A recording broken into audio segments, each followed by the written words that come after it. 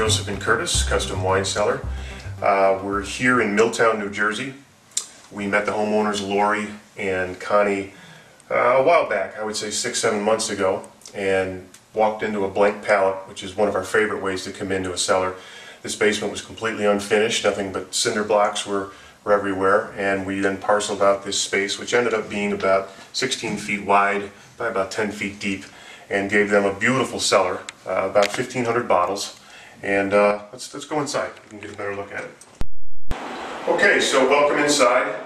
This is stained mahogany, and this is a stain that's good. It's a chestnut bronze color that the homeowner chose from some stain samples that we gave them, and it looks beautiful in here. Eventually you'll see a shot of some of the stone, and it picks up some of these browns and even tophs in the stone.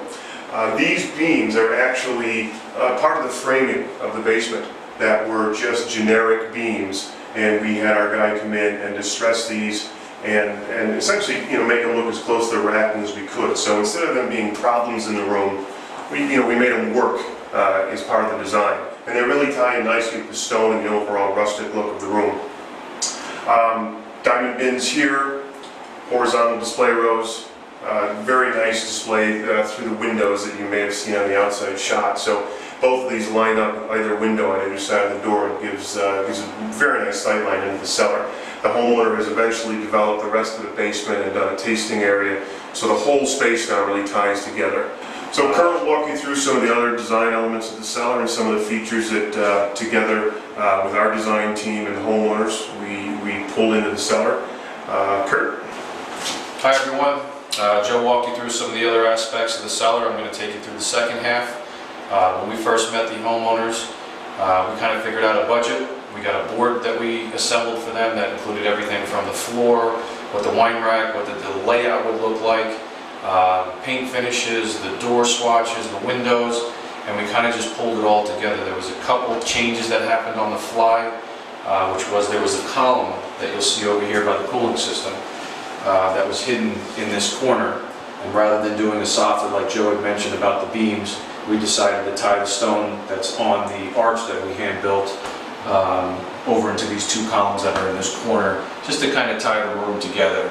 You'll see in here that we extracted some of the colors out of this stone, which is called a chocolate gray, and we used some accentuating stains on here for the stonework to pull the browns and the chestnuts and some of the taupe colors in here.